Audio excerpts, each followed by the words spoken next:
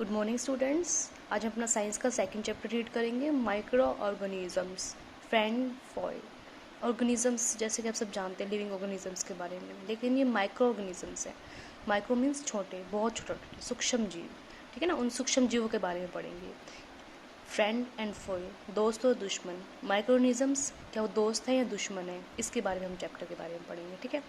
Micro organisms are known as microbes. Microorganisms को हम microbes भी कहते हैं, ठीक है। जैसे कि माइक्रोब्स है स्मॉल इन साइज, वो बहुत छोटे साइज में बहुत छोटे होते हैं, छोटे छोटे होते हैं, ठीक है। इन्हें हम जैसे कि यहाँ पे माइक्रो ऑर्गेनिजम्स है उसे हम नहीं देख पाएंगे, अपनी नेक्ड आई से नहीं देख। उसे देखने के लिए हमें किसकी जरूरत पड़ेगी, मैग्नीफाइंग ग्लास की जरूरत पड़ेगी, ठीक है। तो समझ में आएगा माइक्रो ऑर्गेनिजम्स क्या होते हैं, ऐसे सूक्ष्म जीव जो कि बहुत छोटे होते हैं साइज में और जिन्हें हम नेक्ड आई से नहीं देख सकते, ठीक है। Classified into 4 groups. ये माइक्रोब्स को हमने 4 ग्रुप्स में डिवाइड कर रखा है, bacteria, fungi, protozoa and algae, ठीक है। इन 4 ग्रुप्स में हमने डिवाइड कर। इसके अलावा एक है ग्रुप वायरसेस का भी, इन्हें हम इस कैटेगरी में नहीं रखते हैं। क्यों, इसमें कुछ वेरिएशंस है जिसके कारण हम वायरसेस को अलग रखते हैं।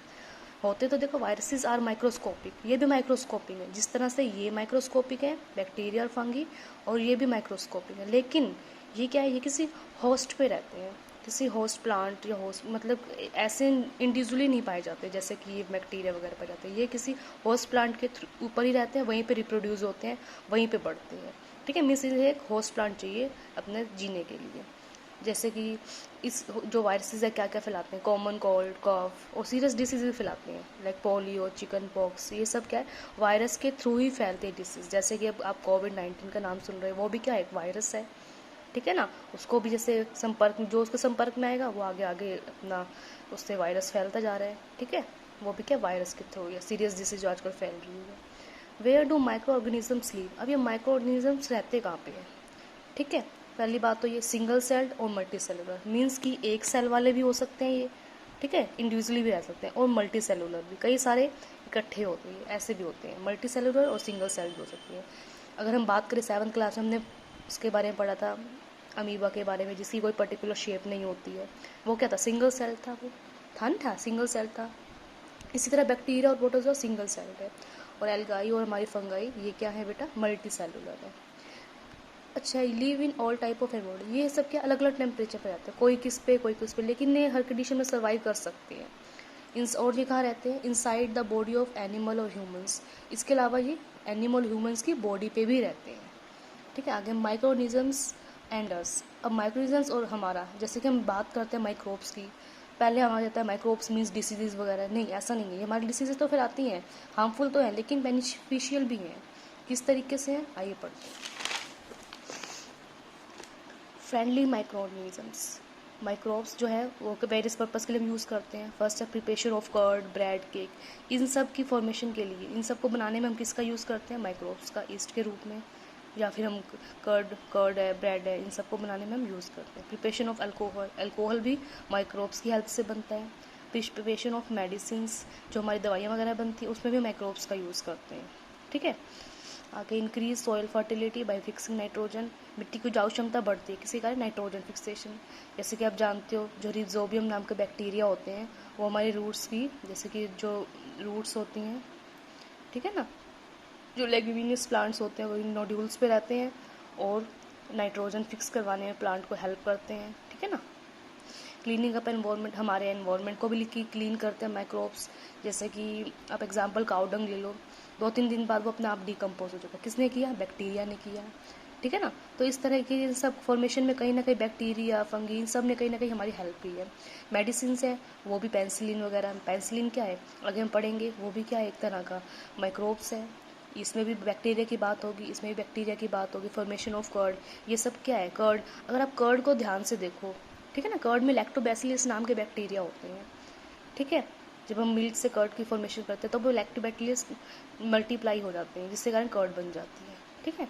तो मीन्स लैक्टोबैसिलस हमारी अल्कोहल बनाने में भी हेल्प करते हैं, सब आगे हम पढ़ेंगे, ठीक है। कर्ड में क्या थी बेटा, लैक्टोबैसिलस थी। फर्मेंटेशन में जो जैसे कर्ड को फर्मेंटेशन में भी यूज़ करते हैं, इसके अलावा फर्मेंटेशन मिली जो भी मतलब इडली भटूरस फर्मेंटेड आइटम है, इन सब में हम क्या करते हैं बेटा, ईस्ट का या फिर कर्ड का यूज़ करते हैं फर्मेंटेशन के लिए। फर्मेंटेशन में हेल्प किसने करी, हमारी माइक्रोब्स ने करी। ईस्ट ईस्ट क्या बहुत जल्दी रिप्रोड्यूस होते हैं रैपिडली और CO2 गैस प्रोड्यूस करते हैं, जिसके कारण जैसे कि हमारा डो है, जो हमने जब भटूरे के लिए जो डो बनाया था, ठीक है, आटा जो गूंदा था, वो अपने आप अगर उसे गूंद के रखेंगे 2-3 घंटे बाद वो फूल जाएगा, फ्लफीनेस आ जाएगी। किसके कारण? जो मतलब ये माइक्रोब सांस ले रहे हैं, रेस्पिरेशन कर रहे हैं, CO2 गैस प्रोड्यूस कर रहे हैं, ठीक है ना, वो बबल्स के रूप में हमारा वो ईस्ट जो हमारा जो डो है वो फूल जाएगा, ठीक है, उसका वॉल्यूम इंक्रीज हो जाएगा।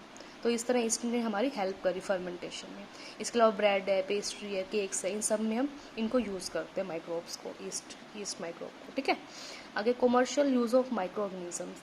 इन माइक्रो ऑर्गेनिजम्स को हम कमर्शियल स्केल पे भी यूज़ करते हैं, लार्ज स्केल पे मीन्स, ठीक है, जैसे अल्कोहल बनाने में, वाइन, एसिटिक एसिड विनेगर होता है, ठीक है, इन सब को बनाने में यूज़ करते हैं। East is use for alcohol and wine. East का यूज़ हम कहाँ करते हैं? अल्कोहल और वाइन बनाने में, ठीक है। जैसे कि प्रोसेस देर का फर्मेंटेशन, जब हम शुगर को अल्कोहल में कन्वर्ट करते हैं, इस प्रोसेस को क्या कहते हैं? फर्मेंटेशन। और ये प्रोसेस कैसे होगा? फॉर एग्जांपल हमने एक बीकर ले लिया, ठीक है, इसमें हमने पहले वाटर भर दिया 3/4 जितना भी है, ठीक है, फिर इसमें हमने 2 से 3 टेबल स्पून शुगर ऐड करेंगे, ठीक है, साथ ही साथ हम इसमें ½ टीस्पून अगर हम ईस्ट ऐड करें और इसे कवर कर दें थोड़े दिन के लिए, उसके बाद जब हम इसे स्मेल करेंगे तो इसमें अल्कोहल जैसी स्मेल आएगी, ठीक है, तो मीन्स ये कन्वर्ट हो गया, हमारी शुगर किस में कन्वर्ट होगी? अल्कोहल में। इस प्रोसेस को हम फर्मेंटेशन कहते हैं, ठीक है ना। इसकी डिस्कवरी लुईस पैस्चर ने करी थी, ठीक है, फर्मेंटेशन की, और 1857 में करी थी, ठीक है। आगे बढ़ते हैं। Medicinal use of microorganisms. अब माइक्रोऑर्गेनिजम्स कहाँ यूज़ हो रहे हैं? मेडिसिनल लाइन में, मीन्स दवाइयों को बनाने में। जैसे कि फर्स्ट पेंसिलिन है, ठीक है, एंटीबायोटिक। जैसे कभी जब हमें कोई डिसीज़ होती है, ठीक है, तो हम जैसे बुखार है, फीवर आ गया, ठीक है, तो हम एंटीबायोटिक दवाई लेंगे ताकि हम उस जो हमारे जो भी है उस फीवर को स्टॉप करने के लिए करेंगे, नहीं करेंगे, एंटीबायोटिक का यूज़ करेंगे, ठीक है। एंटीबायोटिक दवाइयाँ भी कई तरह की होती है, स्ट्रेप्टोमाइसिन, टेट्रासाइक्लिन, एक्सेट्रा, ठीक है। इसके अलावा कई तरह की मेडिसिन को बैक्टीरिया, फंगी का भी यूज़ करके बनाया जाता है। In 1929, Alexander Fleming was working on a culture of disease-causing bacteria. ये बात है 1929 की। अलेक्जेंडर फ्लेमिंग नाम के जो हमारे साइंटिस्ट थे, ठीक है, वो वर्क कर रहे थे अपने कल्चर कौन सा कल्चर था उनका? Disease causing bacteria. उस टॉपिक पे वो इसी मतलब चीज़ को लेकर वो डिस्कवरी करना काम कर रहे थे। तो उन्होंने ऑब्जर्व करा जो उनकी जो इनका जो वो थी प्लेट्स वगैरह जो इन्होंने यूज़ करे थे, ये डिश वगैरह, स्पोर्स में स्पोर्स देखे, अंडे देखे, किसके? मोल्ड के। और ये मोल्ड कौन से थे? पेंसिलिन मोल्ड था ये, ठीक है। उन्होंने देखा कि जो मोल्ड है हमारे जो ये डिसीज कॉजिंग बैक्टीरिया की ग्रोथ को भी रोक रहे हैं, तो यहीं से इन्होंने खोज करी पेंसिलिन की, ठीक है। अलेक्जेंडर ने करी थी 19, ऐसे क्वेश्चन पेपर में पूछ सकते हैं, ठीक है। 19 किसने खोज करी थी, कब करी थी, ठीक है। आगे एंटीबायोटिक्स, ये इंपॉर्टेंट है, ठीक है। आगे antibiotics are use to check the microbial infections. Antibiotic दवाइयों का इस्तेमाल जानवरों पे भी किया जाता है उनको, ताकि उनमें माइक्रोबल इन्फेक्शंस ना फैले, इसलिए उनको भी दी जाती है। इसके अलावा प्लांट डिसीज को रोकने के लिए भी यूज़ किया जाता है एंटीबायोटिक्स दवाइयों का, ठीक है। लेकिन एंटीबायोटिक्स दवाई हमें ऐसे नहीं लेनी चाहिए, हमेशा डॉक्टर के एडवाइस पे ही लेनी चाहिए।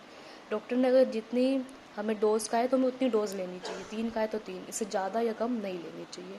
कम लोगे तो लेस इफेक्टिव होगी, ज़्यादा होगी तो फिर वो आगे वो आपकी बॉडी पे कम इफेक्ट करेगी, ठीक है ना। आगे वैक्सीन की जब हम बात करें तो एंटीबॉडीज़ में पहले बात आती है। एंटीबॉडीज़ की हमारी बॉडी क्या है? किसी डिसीज़ के प्रति एंटीबॉडीज़ क्रिएट करती है, ठीक है। जैसे कोई डिसीज़ हम पे हार्म करेगी तो मीन्स एंटीबॉडीज़ क्या करेगी? उसे प्रोटेक्ट करेगी, उसे हम तक नहीं आने देगी। जैसे कि कई तरह की है, cholera, TB, small pox, hepatitis, इसके इंजेक्शंस लगते हैं बच्चों को, जिससे कि वैक्सीनेशन प्रोसेस भी कर जाता है।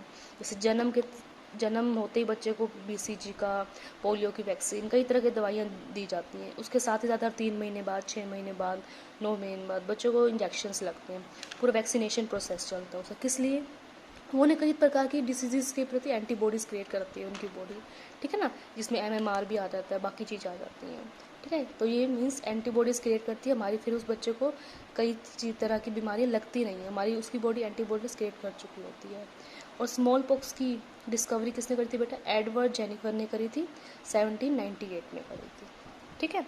बाकी चैप्टर आज आप इसे रीड करिए, बाकी हम कल पढ़ते हैं।